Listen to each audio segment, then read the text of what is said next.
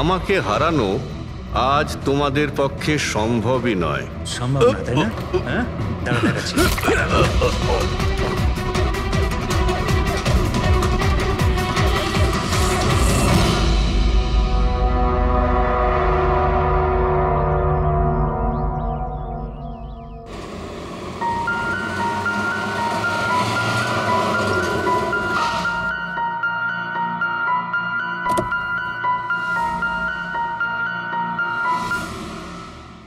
চলো বাচ্চারা,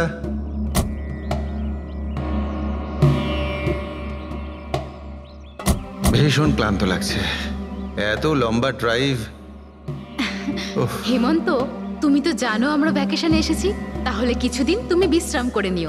ওকে বাবা, ঠিক আছে, দরজা তো খোলো, আমি লাগেজগুলো নিয়ে আসছি। হ্যাঁ। এসো।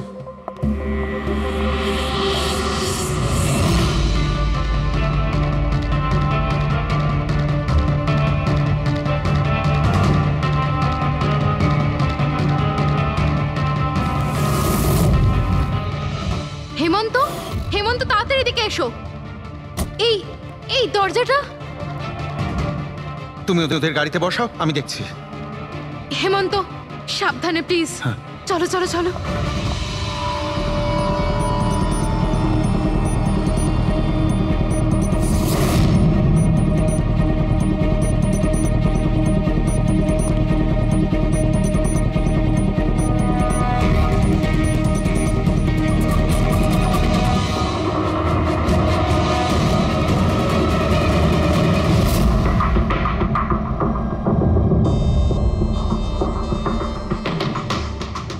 চারবার আঘাত করেছে ছুরি দিয়ে। লাশ খুব একটা পুরনো নয়, মনে হচ্ছে কাল রাতে খুন হয়েছে। জুয়া খেলার সময় মারা গিয়েছে। এই 5টা গ্লাস পড়ে আছে এখানে, আর এই 5টা ভাগে তাস বাটা আছে। মনে হচ্ছে এছাড়া আরো 4 জন ছিল, ওদের মধ্যে কেউ একজন মেরেছে একে। বাইরে থেকেও কেউ আসতে পারে। পুরবী পঙ্কজ, একটু দেখো তো এই জালনা কিংবা দরজা ভাঙা নেই তো? মিস্টার হেমন্ত, এই লোকটা কে? না স্যার, আমি তো এনাকে আগে কখনো দেখিও নি। এই লোকটা আপনার ঘরে মরে পড়ে আছে, আর দেওয়ালের চারিদিকে ওর ছবি লাগানো আছে। এটা কি করে সম্ভব? একজন অচেনা লোক আপনার এই হলিডে হোমে এসে তাস খেলছে, মারা গেছে। How it possible?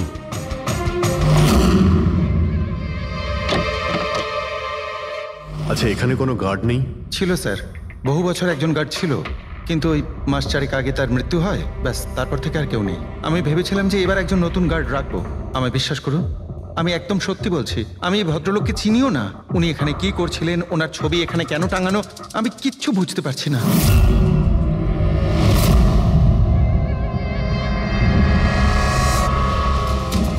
পঙ্কজ,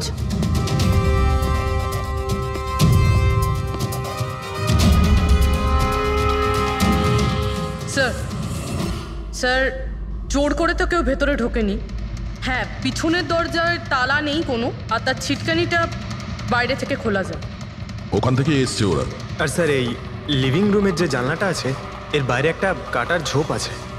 ঝোপের মধ্যে এইটা পেলাম স্যার, কাপড়ের টুকরো। মনে হচ্ছে কেউ এর উপরে নজর রাখছিল ওখান থেকে, আর তাড়াহুড়ো করে দৌড়তে গিয়ে তখন এই কাপড়ের টুকরোটা ওইখানে আটকে যায়। মৃত ব্যক্তি ছাড়া এখানে আরো 4 জন ছিল, আর একজন লোক বাইরে, সব মিলিয়ে 5 জন। তাহলে এই ক্রাইমের অন্তত 5 জন সাক্ষী আছে। যদি ওই 5 জনের মধ্যে একজনকেও ধরতে পারা যায়, তাহলে জানা যাবে কাল রাতে এখানে কি হয়েছিল। 3 জন লোক আছে যারা এই খুনটা সম্বন্ধে জানে, এবং তারা যে খুন হয়েছে তার ছবি দেখে চিনতে পেরেছেন। কখন আসছে ওরা? একটা সময়। 5 জনের মধ্যে 3 জন প্রথমবারই পাওয়া গেল, নট ব্যাড। আর স্যার, ওনারা নিউজ দেখে নিজেরাই আমাদের সঙ্গে দেখা করতে এসেছিলেন। অসাধারণ ব্যাপার। সমাজে যদি বাজে লোক থাকে, ভালো লোকও অনেক আছে স্যার। কিন্তু ওরা কাল রাতে রিপোর্ট লেখালো না কেন? স্যার স্যার, এরা ওই 3 জন, প্রীতম, রণবীর, বিক্রম। প্রীতম, রণবীর আর বিক্রম। তোমরা সবাই জানো ওই খুনটার ব্যাপারে? Yes sir. 3 জনের আলাদা করে স্টেটমেন্ট নাও। স্যার, যখন সিডের খুন হয়েছিল তখন আমি ওখানেই ছিলাম। সিড? ওর নাম সিড ছিল? হ্যাঁ স্যার। স্যার, আমি ওদের চিনতামও না। কালকে প্রথমবার ওদের সাথে দেখা হয়েছে আর কালকেই খুন হয়ে গেল। এক মিনিট সব কিছু ঠিক মতন বলবে। স্যার আসলে ওই যে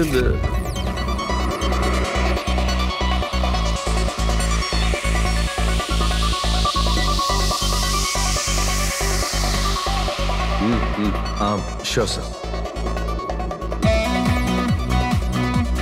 কি হয়েছে স্যার? আপনি বোর হচ্ছেন? ক্লাবে ভালো লাগছে না আপনার? ক্লাব? তুমি এটাকে ক্লাব বলছো? মনে হচ্ছে ক্লাব তুমি দেখোইনি। স্যার আপনি এখানে নতুন এসেছেন, এই শহরে প্রথমবার এসেছেন? হ্যাঁ, নিউ ইয়র্কে থাকি, একটা কাজের জন্য ইন্ডিয়াতে এসেছি। কাজ শেষ হয়ে গেছে আর শহরে বসে বোর হচ্ছি। আপনার বোর্ডন দূর করার একটা রাস্তা আছে আমার কাছে। রিয়েলি? কি? একটু এক্সপেন্সিভ। সেটা চিন্তা তোমায় করতে হবে না। কি রাস্তা আছে সেটা বলো। ভেবে দেখুন স্যার, লাখ টাকার ব্যাপার আর রিস্কও আছে। জোকিং? রিস্ক নেওয়া আমার হবি, আর সেটা যদি হয় টাকার, সেটা আমার কাছে অনেক আছে। কাজটা বলো। সুপার দেন। তুমি কি ধরনের জোকিং এর কথা বলছো? এরকম কোনো ব্যাপার নেই স্যার, শুধু জুয়া খেলতে হবে। লাখ টাকা, জিতে গেলে মালামাল আর হেরে গেলে কঙ্কাল। আর এমনিতেও আপনার টাকার তো কোনো চাপ নেই। তাহলে চলুন আমার সাথে, কাম। যাচ্ছ কোথায়? এক ভদ্রলোকের বাড়ি। ভদ্রলোকের বাড়ি? কে ভাই? ওই যে দেখতে পাচ্ছেন, ব্ল্যাক জ্যাকেট, হোয়াইট শার্ট। তাহলে ওই বারটেন্ডার তোমাকে ওর বাড়িতে নিয়ে গিয়েছিল, তারপর কি হয়েছিল? না স্যার, ও সিডের বাড়ি নিয়ে যায়নি, ও সিডের সঙ্গে পরিচয় করায়, তারপর আমরা সিডের বাংলোতে যাই।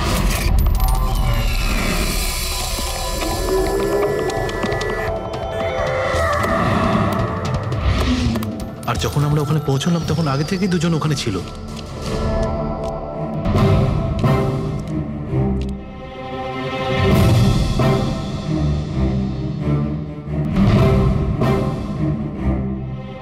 এই রইল আমার 2 লাখ টাকার চাল।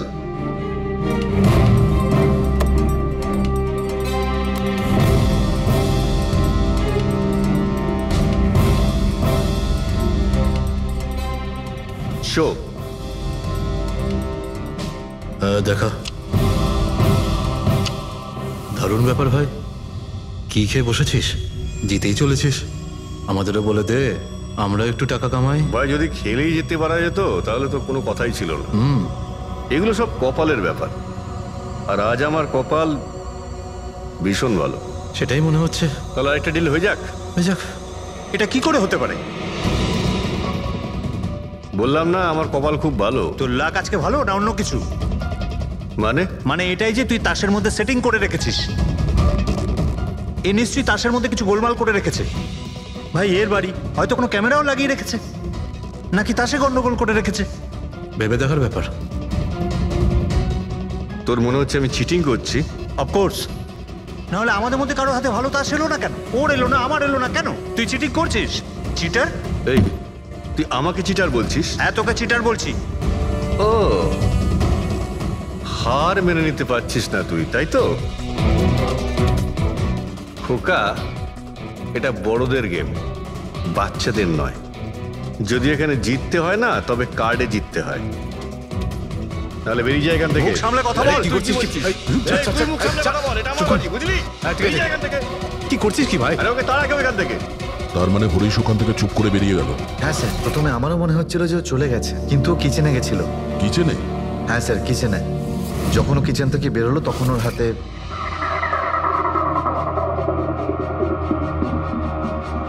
তুই আবার এসিস এখানে? তোকে বলেছি না এখানে আসবি না? কি হলো কি? তুই আবার হাত দিচ্ছিস গায়ে? আরে ভাই, আরে কি করলি কি তুই? আরে মেরে দিল ওকে। এটা কি করলে? মেরে দিলে?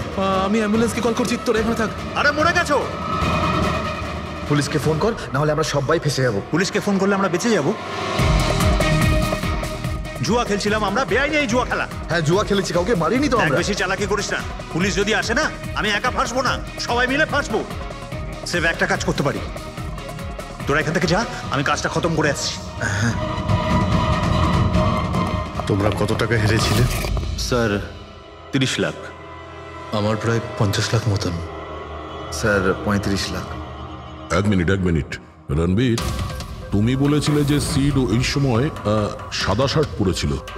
ইয়ে স্যার, উনি সাদা শার্টই পরেছিল। আর বিক্রম, তুমি বলেছিলে যে ও হলুদ শার্ট পরেছিল। হ্যাঁ স্যার, ও হলুদ শার্টই পরেছিল। ও সাদা বা হলুদ রঙের শার্ট পরেছিল না, একটু ব্লুইশ কালার ছিল শার্টটার, আমার ভালো মনে আছে। কিভাবে সেটা হয়? আমরা যখন লাশটাকে পেয়েছিলাম তখন ও হোয়াইট কালারের শার্ট পরেছিল, আর রণবীরও তো এই একই কথা বলছে। এটা কিভাবে সম্ভব? একই সময়ে আলাদা আলাদা ড্রেসে কিভাবে খুন হয়? স্যার, যখন মার্ডার হলো তখন এটা কেউ ছিলই না ওখানে। ছিল না মানে? মানে এটাই যে আমার ভালো মতো মনে আছে, এটা 6 মাস আগের ঘটনা। এরা ছিল না ওখানে। না স্যার, এটা পুরো 1 বছর আগের কথা। কি সব বলছে স্যার এরা? খুন তো কাল রাতে হয়েছে, তাই না? এক্স্যাক্টলি, খুনটা গতকাল রাতেই হয়েছিল, আর সেই সময় উনি সাদা রঙের শার্টই পরেছিলেন। এক মিনিট, এসব তোমরা কি বলছো? কাল রাত, 6 মাস, 1 বছর আগে? হ্যাঁ স্যার। আই হোপ তোমরা একটা লোকের মার্ডারের কথা বলছো যা কাল রাতে হয়েছিল, তাই তো? আর তোমরা বলছো এই দুইজন ছিল না মার্ডারের সময়? স্যার, এরা দুজন ওখানে ছিল না। আমি যে মার্ডারের কথা বলছি সেটা 6 মাস আগে হয়েছে। স্যার, খুনটা কাল রাতেই হয়েছিল, আর সেই সময় যারা ছিল সেই দুজন অন্য কেউ ছিল, ওরা তখন ওখানে ছিল না। হ্যাঁ স্যার, ওরা ঠিক বলছে, আমিও চিনি না এদেরকে। তোমরা তিনজনের সিডের কথাই বলছো তো? আর মার্ডার হওয়ার আগে ও তোমাদের সঙ্গে চেরিস ক্লাবে দেখা করেছিল তো? আর তারপরে ও তোমাকে হেমন্ত বিলায় নিয়ে গেছে। না না স্যার, ও আমাকে সংকল্প ম্যানশনে নিয়ে গেছিল, আর সেটা ওই কীর্তি হিলসে। হ্যাঁ, কীর্তি হিলসে ছিল। না স্যার, ও আমাকে ইয়াশ হাউসে নিয়ে গেছিল, যেটা কার্টিস রোডে রয়েছে। একটাই লোক 3বার 3 জায়গায় 3 রকম আলাদা আলাদা জামা কাপড় পরে কি করে মরতে পারে?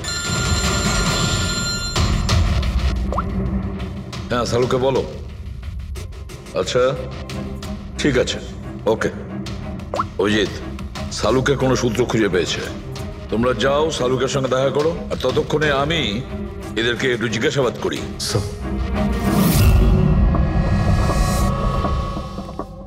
হ্যাঁ, এসো ভাই, এসো, দেখো আমি কি পেয়েছি। আরেকটা কথা বলতে হবে, এই কেসটা বড় অদ্ভুত।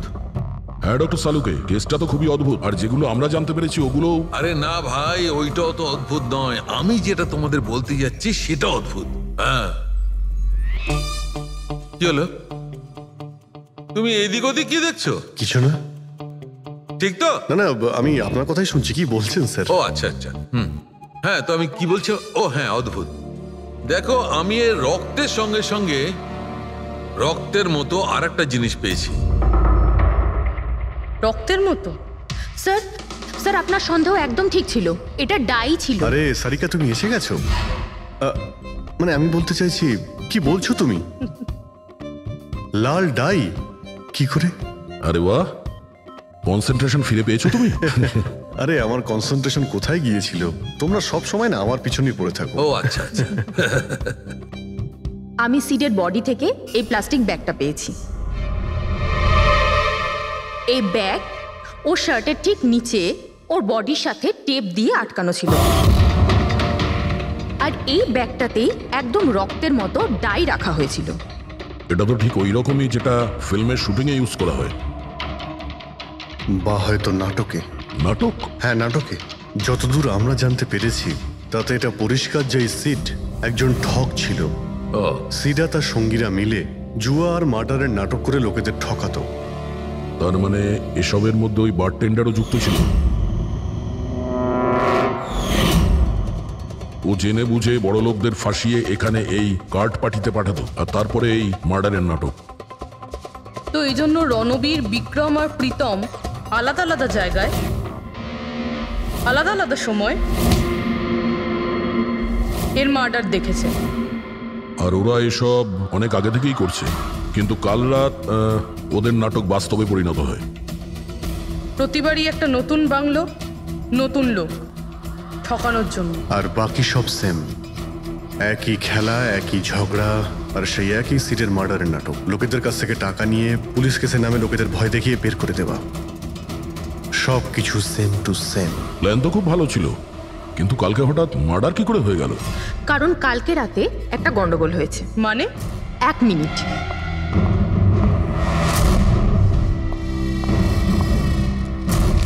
স্যার, আর এই হচ্ছে ছুরি। এই ছুরিটাও সেই রকমই নকল যেমন এই রক্তটা। যদি এটাকে কারোর শরীরে মারা যায় তখন এটা শরীরের ভেতরে যায় না, এটা ছুরির ভেতরেই চলে যায়। এই দেখো।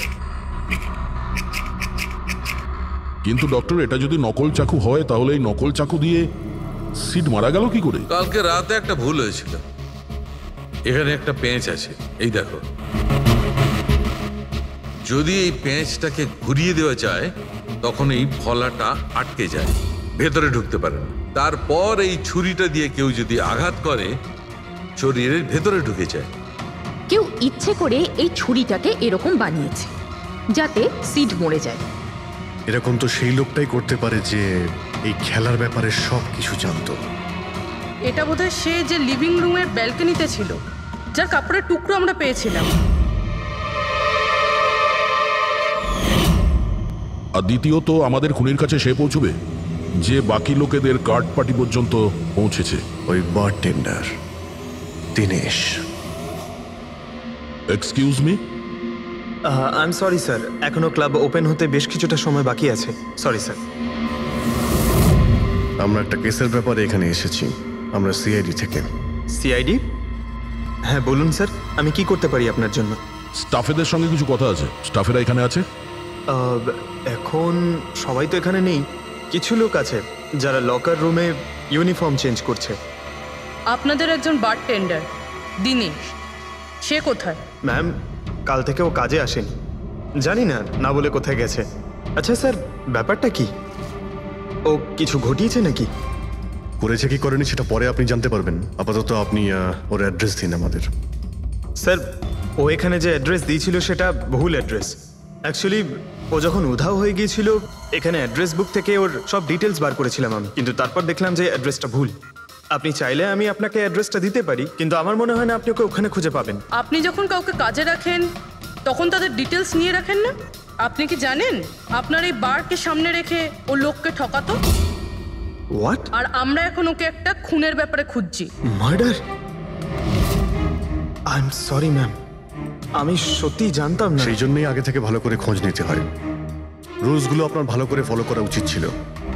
আগে থেকে এগুলো করলে আজকে এরকম প্রবলেম হতো না। I am sorry sir. আচ্ছা, এই দিনের সম্পর্কে আর কি বলতে পারো? কিছু জানো ওর সম্পর্কে? না স্যার, তেমন বিশেষ কিছু নয়, কারণ ও খুব কম কথা বলতো, বেশিরভাগ চুপ করেই থাকতো। সেই জন্য ওর বন্ধু কম ছিল, শুধু এক মেয়ে ছাড়া, মানসী। ও এখানে ওয়েট্রেসের কাজ করে। ওদের মধ্যে ভালো ভাব ছিল, যদিও ওরা দুজনে কোনোদিন এটা প্রকাশ করেনি, কিন্তু আমার মনে হয় যে ওদের মধ্যে প্রেমের সম্পর্ক ছিল। তো আপনি মানসীকে জিজ্ঞেস করেননি কি ছিল ওদের মধ্যে? জিজ্ঞেস করেছিলাম ওকে, কিন্তু ও নিজেও জানে না। কোনো ব্যাপার না, মানসীকে একবার ডাকুন তো। ঠিক আছে স্যার।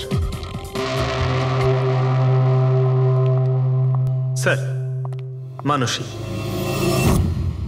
মানসী, দিনেশ তোমার বন্ধু ছিল? ছিল মানে? ও ঠিক আছে তো? দেখো, একটা খুন হয়েছে, আমরা সন্দেহ করছি দিনেশ ওটাতে ইনভলভ আছে। আমরা ওকে খুঁজছি। তুমি জানো কোথায় আছে ও? আমি নিজেই অনেক টেনশনে আছি, ওর ফোনও লাগছে না। আর ও এখানে যে অ্যাড্রেসটা দিয়েছিল সেটাও নকল। আর আপনারা বলছেন যে ও কোনো মার্ডারের সাথে যুক্ত? আচ্ছা, আপনি তো ওকে খুব ভালো করেই জানতেন না? হ্যাঁ স্যার, আমরা একে অপরকে ভালোবাসতাম আর আমরা বিয়েও করতে চলেছিলাম। সেই জন্য ও কিছু টাকা জোগাড় করতে চাইছিল। আচ্ছা, ও এই টাকাটা ক্লাবের চাকরি থেকে জমাচ্ছিল নাকি অন্য কোনো সাইড বিজনেস ছিল ওর?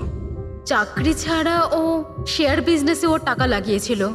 আর আমাকে বলতো যে ও অনেক টাকা রোজগার করছে, আমাকে দামি দামি গিফট দিত আর দামি দামি রেস্টুরেন্টও নিয়ে যেত। তো ও তোমায় ওর ঠকানোর বিজনেসের ব্যাপারে কিছুই বলেনি? ওর কোনো ছবি আছে তোমার কাছে? হ্যাঁ আছে।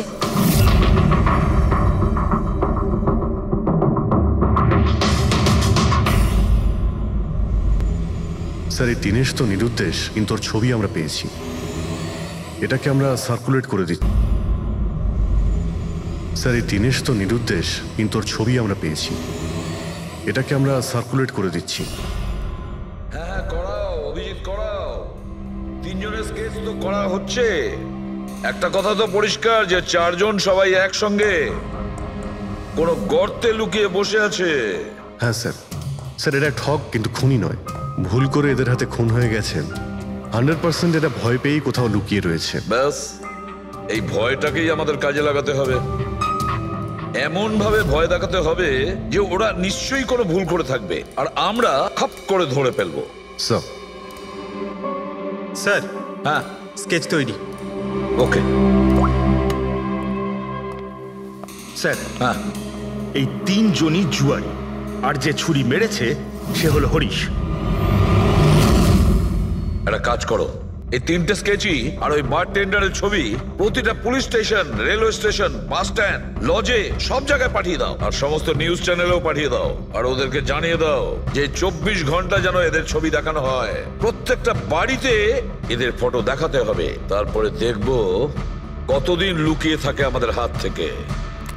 এই 4টে ফটো খুব ভালো করে দেখুন। এই 4 জন এই হত্যাকাণ্ডে জড়িত। এদের ব্যাপারে কোনো রকম সূত্র বা কোনো রকম খবর পেলে সিআইডি কে এই নাম্বারে খুব তাড়াতাড়ি যোগাযোগ করবেন। এরা খুবই ভয়ানক। এরা সবাই ইন্ডাস্ট্রিয়ালিস্ট হেমন্ত কুমারের ফার্ম হাউসে নিজেরই এক বন্ধুকে খুন করে পালিয়ে গেছে। পুলিশরা অনেকক্ষণ ইনভেস্টিগেশন করার পরেও সেখান থেকে কোনো কিছুই খুঁজে পাওয়া যায়নি। সিআইডি এদের সবাইকে খুঁজছে। এই হলো এদের ফটো।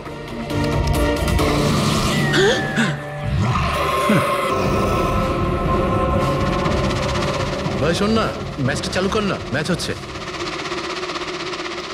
এরা সবাই ইন্ডাস্ট্রিয়ালিস্ট হেমন্ত কুমারের ফার্ম হাউসে নিজেরই এক বন্ধুকে খুন করে পালিয়ে গেছে।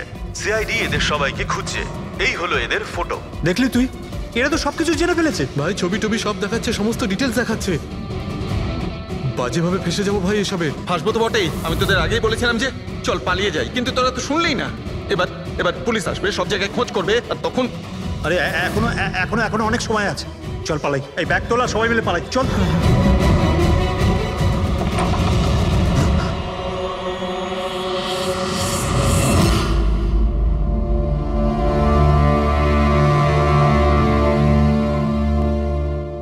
স্যার, সিট তো আমার খুব ভালো বন্ধু ছিল, আমার পার্টনার ছিল, সবকিছু ঠিকঠাক চলছিল।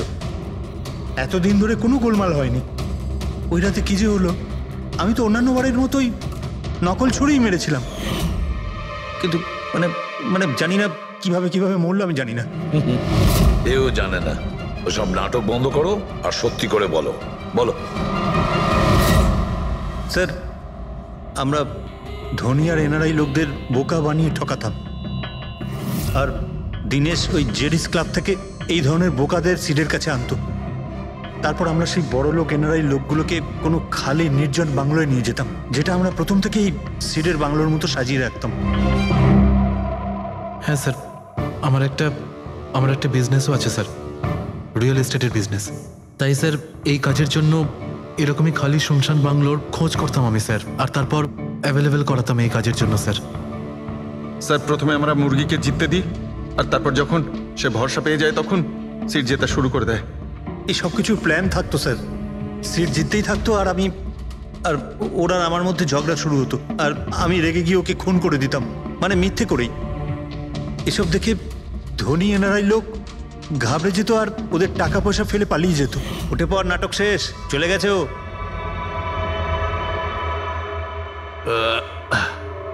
ঠিক গেছে তো রে? হ্যাঁ গেছে। উফ, আরে লেগে যাবে পাগল। তারপর আমরা ওই টাকাগুলো নিজেদের মধ্যে ভাগ করে নিতাম। ওই রাতেও সব এরকমই হয়েছিল। আমি ওকে ছুরি মেরেছিলাম, আর তারপর পুলিশকে ফোন করা যাক আর সবকিছু ডিটেলে বলে আমি দেওয়া পুলিশের যাক। চক্করে করতে চাই না।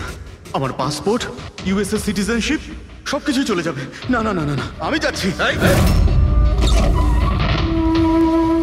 আরে ঘুমিয়ে পড়লি নাকি সিট? আরে ওঠ ভাই, অনেক হয়েছে, আর ওভার অ্যাক্টিং করতে হবে না। সিট আরে এই তো সত্যি মরে গেছে। আরে ছুরিটা সত্যি লেগে গেল নাকি ওর? আরে কি বাজে কথা বলছিস কি তুই? আরে সিট ওঠ না। আরে ছুরিটা কি করে? তুই ছুরিটা ইউজ করার আগে চেক করিসনি নাকি? আরে প্রথমবার করছি নাকি? শুটিংয়ের ছুরি এটা, একটাই তো ছুরি আছে না, কিন্তু এই খুন কি করে হতে পারে? আমাদের পুলিশকে জানাতে হবে। পুলিশকে যদি জানাই তো আমরা সবাই ফেসে যাব। তাহলে কি করব?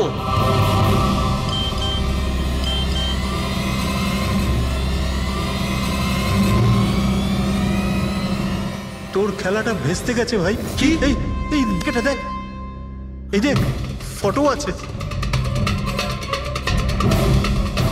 আরে আমি এই ফটোগুলো এখনই পাঠাচ্ছি পুলিশের কাছে অ্যাড্রেস সহ, ওরা এক্ষুনি ওখানে এসে পড়বে। তোর খুব শখ হয়েছিল না খেলার, এবার দেখি পুলিশের সাথে কেমন লুকোচুরি খেলিস। তুমি বলছো যে তোমরা ওখানে টাকা ফেলে পালিয়ে গিয়েছিলে? হ্যাঁ স্যার, পুরো 90 লাখ টাকা ছিল স্যার। আমরা সব ফেলে পালিয়েছিলাম। কিন্তু আমরা তো ওখানে কোনো টাকা পাইনি। আমি কিছু জানি না ম্যাম, ওই টাকাটা কোথায় গেছে, ওই নকল ছুরিটাই বা আসল কি করে হয়ে গেল, সিডের খুন কি করে হয়ে গেল, আমি কিচ্ছু জানি না ম্যাম। কেউ তোমাদের জালে তোমাদেরই ফাঁসিয়ে দিয়েছে, বুঝেছ? দেখো, এমন কেউ আছে যে তোমাদের এই খেলার ব্যাপারে সবকিছুই জানতো। ওই ছুরিটা নিয়ে কোনো গন্ডগোল করেছিল আর তাতেই সিট মারা যায়। আর ওই দিনেশ, ও কোথায়? সিড মারা যাওয়ার পর আমি দিনেশকে ফোন করেছিলাম। আমার কথা শুনে ও খুব ঘাবড়ে গেছিল, বলল কি যে ওই শহর ছেড়ে চলে যাবে। দিনেশ তো তখন থেকেই উধাও। তাহলে কি পুরো প্ল্যানটা আবার দিনেশ করেনি তো? ওখানে রণবীরকে পাঠায় আর হরিশের ছুরিটাই চেঞ্জ করে দেয়, আর তারপরে দিনেশ ব্যালকনিতে লুকিয়ে পড়ে। আর ওখান থেকে দিনেশ ফটো তুলেছে স্যার, আর হরিশকে পাঠিয়েছে, আর তারপর বলেছে যে পুলিশ আসছে, তাই এরা সব ভয় পালিয়ে গেছে। 90 লক্ষ টাকা ছেড়ে পালিয়ে গেছে। তার মানে দিনেশ আমাদের সাথে বেইমানি করেছে। বাহ, সবাইকে ঠকায় যে লোক, যখন তাদের সাথে এরকম হলো খারাপ লাগছে।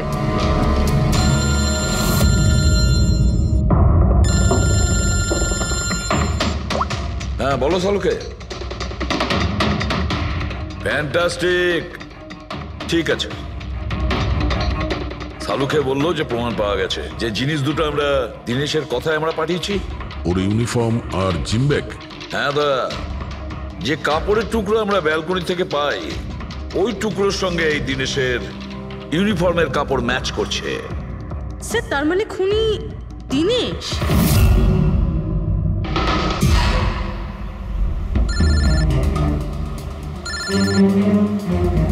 ACP sir, hello. কি জিটি রোড? ঠিক আছে স্যার, ওকে ওকে। জিটি রোডে যেতে হবে। দিনেশকে জিটি রোডের বাজারে দেখা গেছে।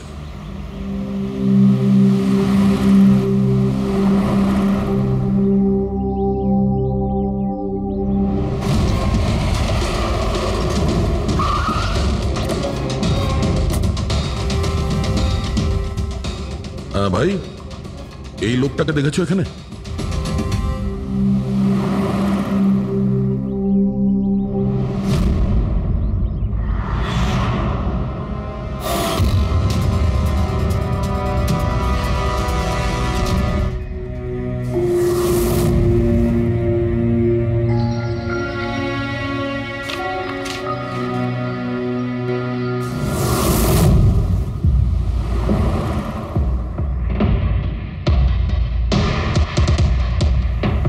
আচ্ছা, এই যে দাদা, একে দেখেছেন? হ্যাঁ দেখেছি তো। কোথায়? ওই তো ওখানে দাঁড়িয়ে রয়েছে। আগে? হ্যাঁ আগে। থ্যাঙ্কস থ্যাঙ্কস, চলো। মা, বাবা, আমায় ক্ষমা করে দিও। আমি তোমাকে অনেক কষ্ট দিয়েছি, তোমাদের মান সম্মান ডুবিয়ে দিয়েছি। কিন্তু একটা সত্যি কথা, আমি খুনি নই, আমি কাউকে খুন করিনি। আমি শুধু একটু টাকা ইনকাম করতে চেয়েছিলাম, কিন্তু আমি জানতাম আজ নয়তো কাল পুলিশ আমাকে ধরেই নেবে। এটা হওয়ারই ছিল।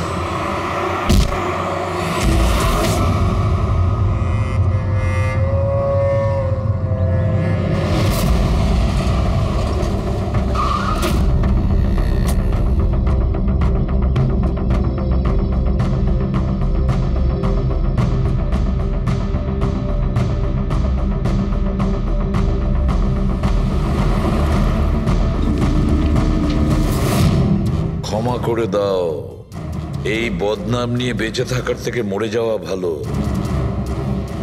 স্যার, আমরা সিসিটিভি ফুটেজ চেক করে দেখেছি। ওকে দেখে ওখানে ডিপ্রেসড মনে হচ্ছিল। স্যার, মনে তো হচ্ছে না কেউ ওকে ফোর্স করেছিল, ও নিজের ইচ্ছেতেই মারা গিয়েছে। সুইসাইড নোট পড়ে তো মনে হচ্ছে স্যার ও এই কাজের ব্যাপারে খুব লজ্জিত ছিল। ও এ ব্যাপারে জড়িত তো ছিল, কিন্তু সিটকেও মারেনি। স্যার, দিনেশ নয় তো আর কে হতে পারে? এদের এইসব খেলার ব্যাপারে আর তো কেউ জানতোই না। এরকম ব্যাপার নয় তো যে এরা যাদেরকে ঠকিয়েছিল ওদের মধ্যে কেউ এদের থেকে প্রতিশোধ নিচ্ছে? হতে পারে। একটা কাজ করি, আমরা বোর্ডের ওপর পুরো সাসপেক্টদের নাম লিখি, ওদের ফটোগুলো ওই সাসপেক্ট মানে ওই এনআরআই যাকে হরিশ আর তার দুই বন্ধু মিলে ঠকিয়েছে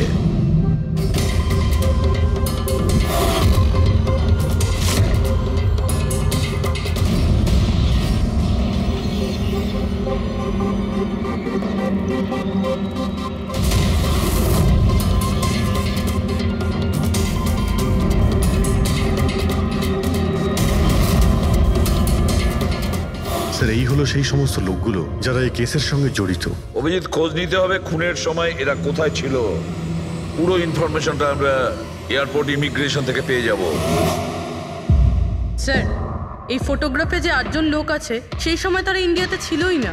ইনফ্যাক্ট বেশিরভাগ লোকই এই ঘটনার পরে ইন্ডিয়াতে ফেরেইনি। শুধু এই 4 জন ছাড়া এই 3 জন সাক্ষী, বিক্রম, রণবীর, প্রীতম আর মিস্টার রানা। স্যার এক্ষুনি আমি মিস্টার রানার বাড়িতে ফোন করেছিলাম, ওনার ওয়াইফ ধরেছিলেন। বললেন যে 3 বছর আগে উনি মারা গেছেন, আর 3 বছর আগে এরা ওনাকে ঠকিয়েছিল। উনি এই গিল্ট ফিলেই ভুগতেন যে ওনার সামনে কেউ খুন হয়ে গেছিল আর উনি কিচ্ছু করতে পারেননি, যার জন্য উনি নেশার কবলে পড়েন। আর তাহলে বাকি থাকলো 3 জন সাসপেক্ট, প্রীতম, রণবীর আর বিক্রম। প্রীতম আর বিক্রম এরা তো দেশের মধ্যেই ছিল, কিন্তু এই শহরে ছিল না। এবার এই রণবীরই শুধু বাকি থাকলো। রণবীর তো নিজেই ওখানে ছিল, ওই ফটোতেও ছবি আছে। হ্যাঁ স্যার, ও একই সাথে ব্যালকনি আর হল তাতে থাকতে পারে না, এটা অন্য কেউই হবে। তাহলে কে হতে পারে এই খুনি? পঙ্কজ, মিস্টার রানা 3 বছর আগে মারা গেছেন, ওনার পুরো ডিটেলসটা আমার চাই। স্যার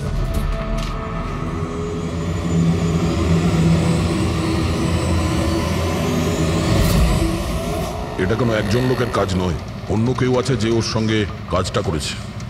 আমার তো মনে হচ্ছে যে খুনি আমাদের চোখের সামনেই আছে, শুধু আমরাই ওকে দেখতে পাচ্ছি না। ইয়েস, খুনি তো আমাদের সামনেই ঘুরছে। কি কথা বলেছো ফ্রেডি, সুপার। আমি স্যার? হ্যাঁ তুমি। খুনি সত্যিই আমাদের চোখের সামনে ঘুরছে, কিন্তু আমরা ওকে দেখতে পাচ্ছি না। কিন্তু এখন আমি বুঝতে পেরে গেছি। হোটেলে যাই। হোটেল? হ্যাঁ হোটেল। থিওরি হিসেবে ওর হোটেলেই থাকার কথা। একবার যদি জানতে পারি যে খুনি ওই, তাহলে ওর সঙ্গী আর জুয়োর টাকা সব পেয়ে যাবো। তাহলে চলুন স্যার, তাড়াতাড়ি যাওয়া যাক আর ওকে ধরে ফেলি গিয়ে। ধরবে না ওকে, ওর ওপর নজর রাখতে হবে। আর হ্যাঁ, যদি বেশি চালাকি করে তাহলে ছাড়বো না ওকে।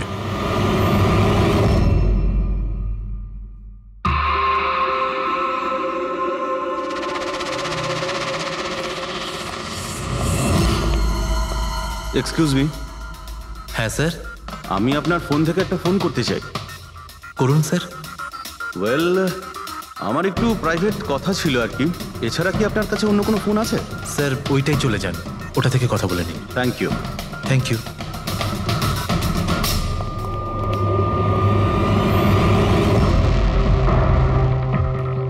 শোনো ভাই। হ্যাঁ স্যার। আমরা সিআইডি থেকে আসছি, আমরা এই লোকটাকে ফলো করছি। এই লোকটা যে কথা বলছে ওটা আমাদের শুনতে হবে যে কি কথা বলছে। স্যার ওই ফোনটা এই ফোনটার সাথে কানেক্টেড। আমার মনে হচ্ছে সিআইডি কিছুই জানতে পারেনি। প্ল্যানটা সাকসেসফুল। আমাদের প্ল্যানটা খারাপ করার শুধু একটাই লোক ছিল, আর সে ছিল দিনেশ। আরও সেটার উপযুক্ত শাস্তি পেয়ে গেছে। So there is nothing to worry about. You don't worry. আমি যদি কিছু জানতে পারি তোমাকে জানাবো। I love you two.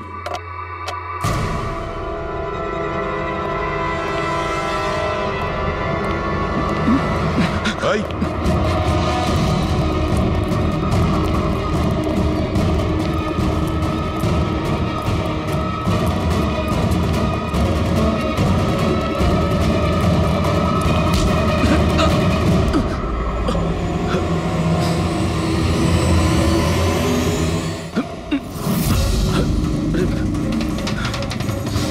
আমি আপনাদেরকে কিচ্ছু বলতে পারবো না।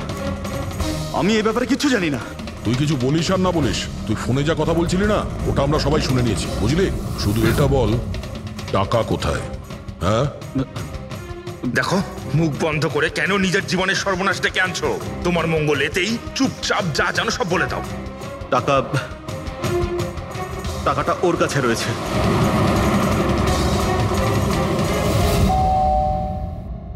একটু দেখ তো মা, কে বেল বাজাচ্ছে? হ্যাঁ মা।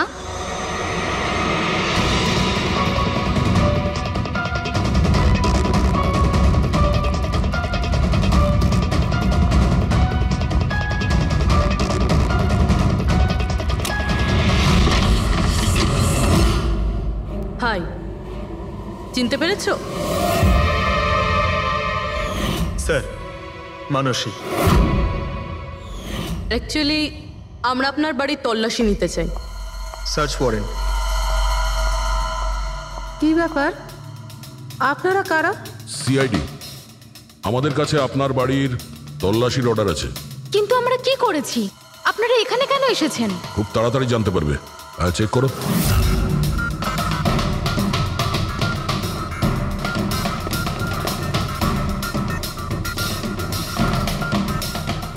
দয়া স্যার।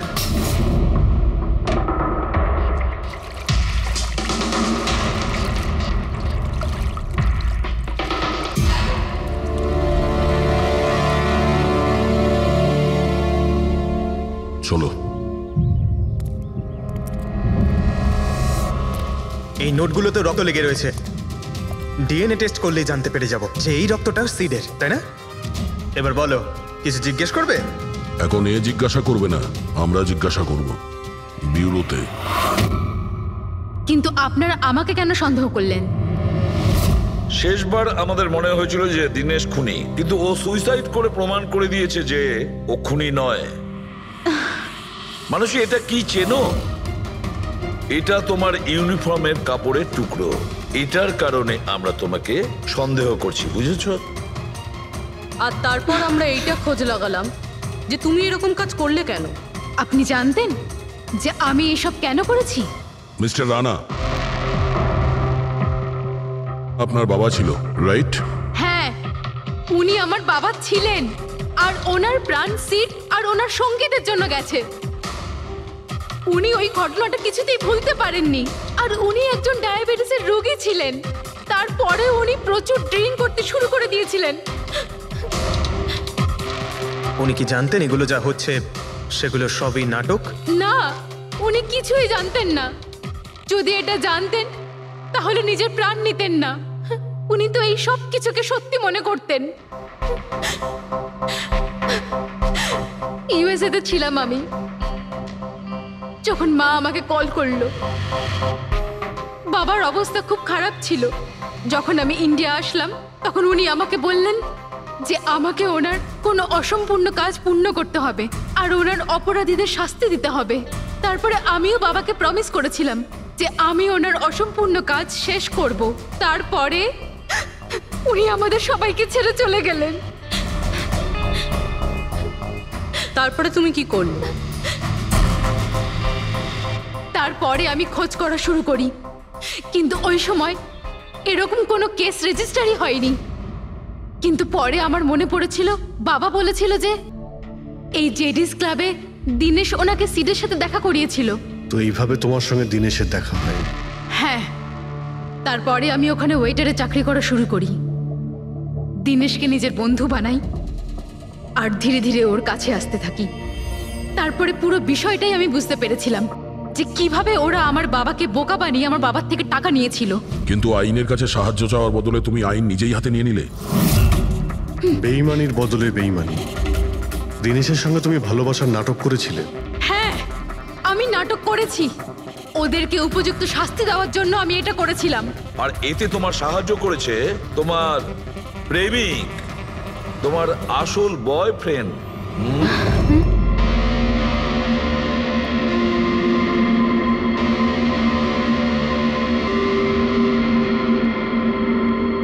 হ্যাঁ, আমরা দুজনে মিলে প্ল্যান করেছিলাম। রণবীর ওই রাতে জেনে বুঝে বোকা হয়েছিল। আর ওই ছুরিটাকে খারাপ করেছিল। যদি এই প্যাঁচটাকে ঘুরিয়ে দেওয়া যায় তখন এই ফলাটা আটকে যায়। ওই ছুরিটাকে আমি খারাপ করেছিলাম আর ব্যালকনি থেকে লুকিয়ে ফটো আমিই নিয়েছিলাম। তারপরে আমি ওই ফটো হরিশকে পাঠিয়েছিলাম আর ওদেরকে ওখান থেকে তাড়িয়ে দিলাম। আর আমি টাকাগুলো নিয়ে ওখান থেকে বেরিয়ে পড়লাম। আমি আমার বাবাকে দেওয়া প্রমিস পূরণ করেছি। ওই টাকাটা আমার বাবার ছিল, আমি ওনার প্রতি ন্যায় করেছি। ভুল। ওই ন্যায় বিচার করা তোমার কাজ নয়, সেটা করবে আদালত। তুমি আইন নিজের হাতে নিয়েছিলে আর একটা খুব মস্ত বড় অপরাধ করেছো। আইন তোমাকে কঠোর থেকে কঠোরতম শাস্তি দেবে, তোমাদের দুজনকে কঠোর শাস্তি দেবে।